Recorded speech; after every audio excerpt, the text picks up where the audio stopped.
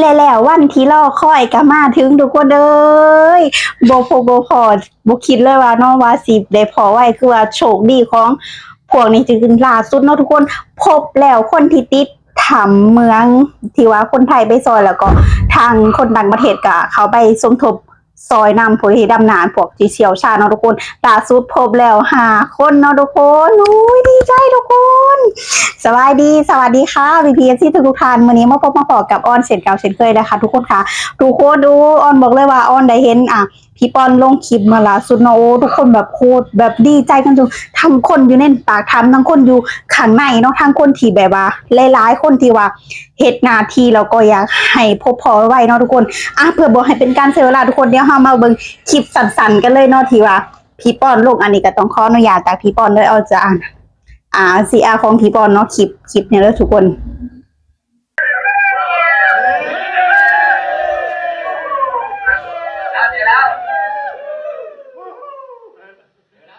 จุดหัวใจ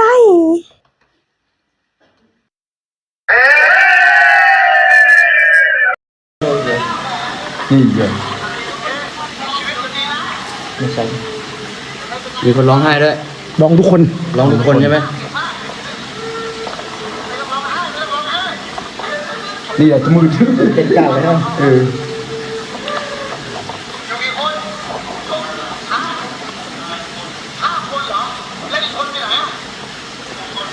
นี่พอนะพอเราเหรอใช่โอ้แน่นอนสุดยอดโอ้ไอ้มือมันมาเลยนะนี่คือพ่อโอ้พ่อเรายินดีด้วยดีใจด้วยไอ้นมขอบคุณครับขอบคุณครับพี่ครับขอบคุณครับOkay, so next file I take them one by one. Oh, this is he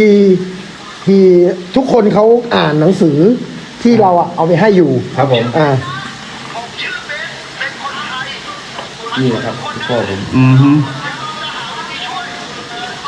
นี่คือเป็นลุงโอ้เรียกนะชื่อมืดชื่อมืดใครอีกไม่มีแรงอย่างเดียวไม่มีเจ็บป่วยอะไรไม่มีนะโอเคคนต่อไปครับชื่ออะไรครับแลนชื่อแลนได้ป่วยอะไรไหมไม่มีเจ็บป่วยหิวโคตรโอเคคนต่อไปชื่ออะไรครับชื่อยีป่วยอะไรไหมครับไม่มีอาการเจ็บป่วยอะไรหิวมากโอเคคนต่อไปชื่ออะไรครับครับอาจารย์มีอาการเจ็บป่วยอะไรไหมครับมีอ่อนเพลียไม่มีเจ็บป่วยอะไรชื่ออะไรนะโอเค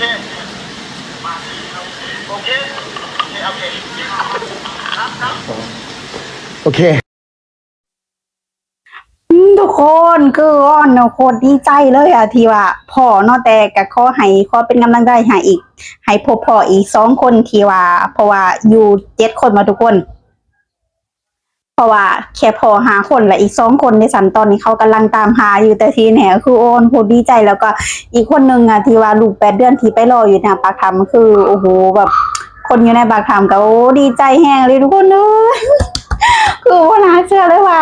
แบบคือเขาเอาเลยทุกคนทางมันแคบเนาะเขาเลยว่าอีกบ่กี่เมตรเองเด้อจะพออีกบ่กี่นึงกับจะพอเด้อคือหลายช่องหลายสำนักคือตอนนี้คือแบบว่าคือแบบโอ้ยอ้อนเขาก่อนจะเลิกงานเนาะเขาอยู่เขา YouTube หรือว่าเขา Facebook อีหยังเขาเบิ่งเนาะไปเห็นพี่ปอนลงคลิปพบแล้ว5 ลายก็แบบอุ้ยใจเต้นอีหยังคือแบบลงภาพแบบผืนดำตัวหนังสือขาวอีหยังประมาณแบบตกใจเนาะแต่พอเพิ่นอัปเดตอีกล่าสุดเพิ่นว่าเป็นแบบวิดีโอเลยคือโอ้ชื่นใจไปเนาะโอ้แม่นอลีเนาะที่ว่าคนเฮาสามารถอยู่ได้อลีเนาะแล้วก็ตอนนี้รอคอยความช่วยเหลือก่อนอื่นก็ต้องขอกราบขอบพระคุณทีมกู้ภัยไทยและก็ทุกหน่วยงานเลยเด้อที่ว่าแบบที่ว่าจังไดที่ว่าแบบทั้งแบบเสียสละทั้งเหงื่อแห้งทั้งแรงกายแรงใจทั้งทุกสิ่งทุกอย่างเพราะว่าการช่วยเหลือชีวิตครั้งนี้คือมันเดิมพันด้วยชีวิตเนาะทุกคนเพราะว่ามันลำบากแห้ง ทางเข้าไปนะมันแคบแห้งแล้วก็ทางน้าวแห้งแล้วก็บางบอนก็แคบบดีโลแคบจนแต่ว่าถ้าบ่เกินความสามารถของ